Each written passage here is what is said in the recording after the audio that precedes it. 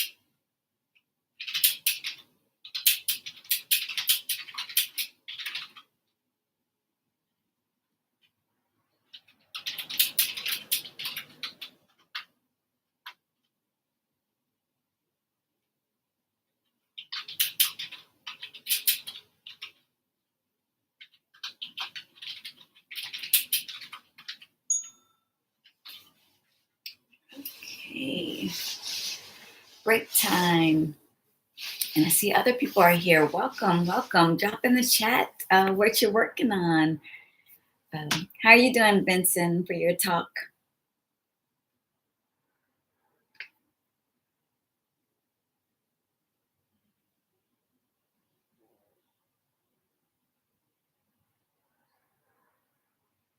Good, good, good.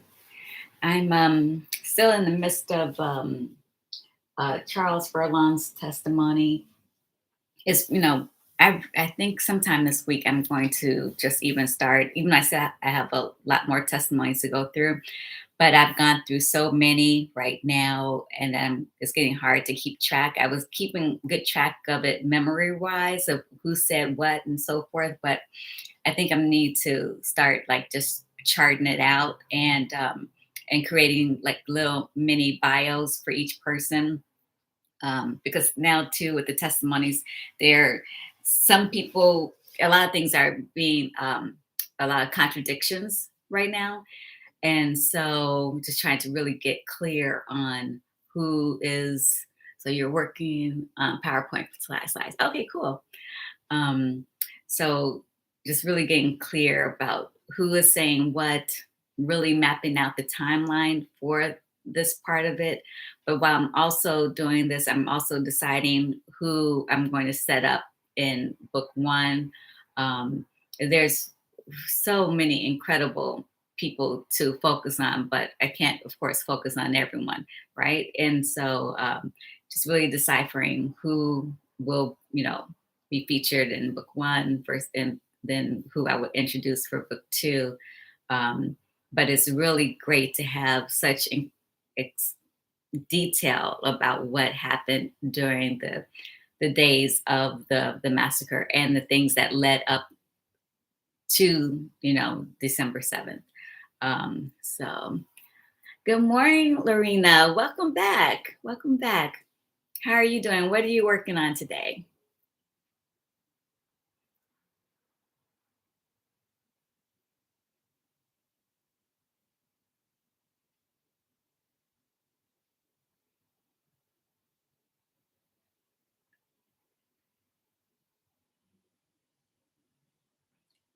So when I start actually mapping it out and charting it out, a lot of times when I'm writing, for especially for novels, I use Scrivener, and I also use their other thing called Scrapful, which I've been using to for pictures. 'Cause I do have images of some of the people that are mentioned here, especially the congressmen. I definitely have their images, so I use that to just so I can have it in my mind what they look like.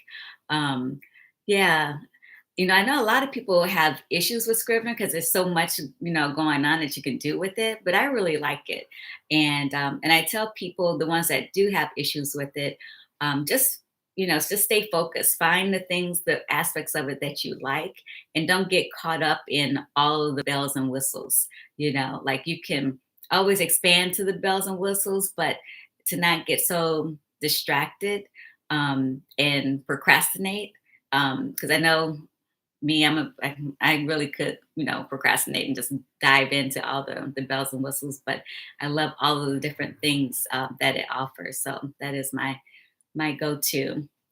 So, mhm, um, but I'm looking at too, like I'm in one of my reality shows I worked on. I think it was a mind mapping type of program. I've got to connect with one of my other producers to find out what was the name of the program. But I think that may be good for me to chart out, instead of using my whiteboard that I have here, because I want to have more detail. Um, right, Laura? Welcome, Laura. Yeah, I hear you there. That's the way I am too. Like I think I ignore about 95% of it. So I love that you can drag in, like, especially since I'm writing historical fiction, locations and things of that nature. Um, but so yeah, so I enjoy. Vincent, you're the same way. Yeah. So it's a great program. So highly recommend.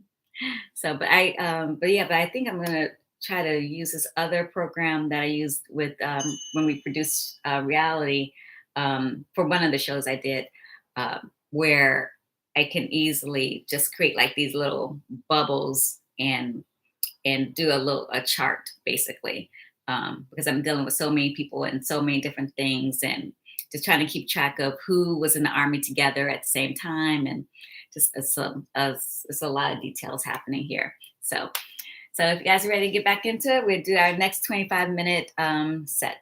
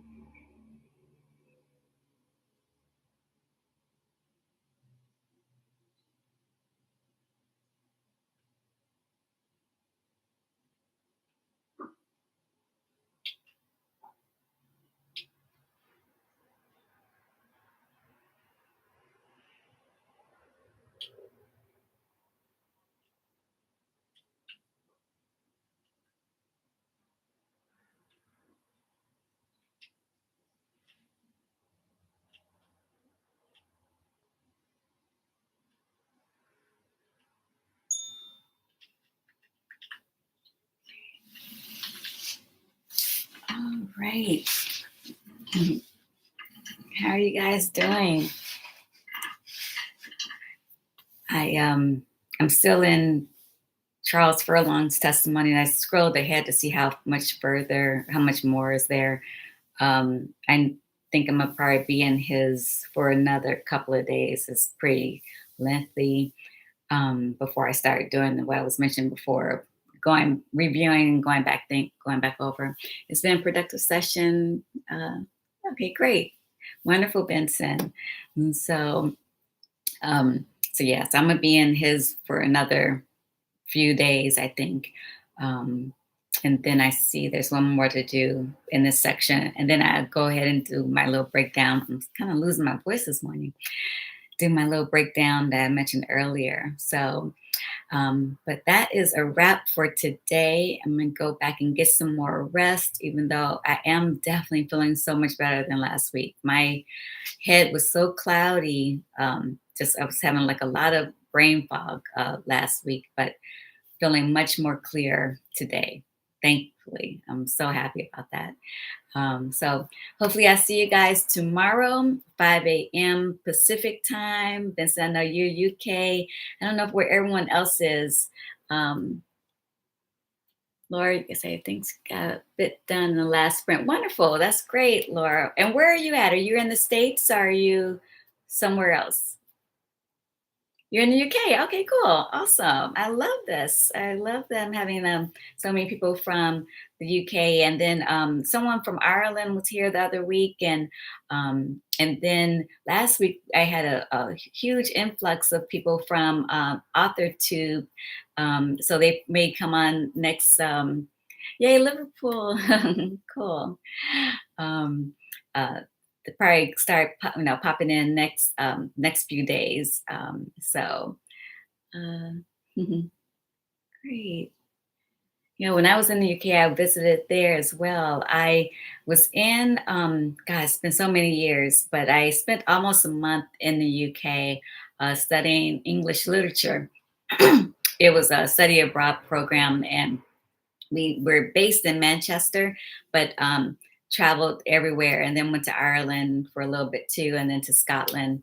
But yeah, so I really enjoy it. I can't wait to go back. Actually, it's been way too long to go back to the UK. So, but thank you again, and hopefully I see you guys tomorrow. Yeah, we went everywhere. We yeah, it was such a fabulous trip. I was not ready to go back home. Um, so just really enjoyed so much. Had a great time. So have a wonderful rest of your day, and hopefully see you tomorrow.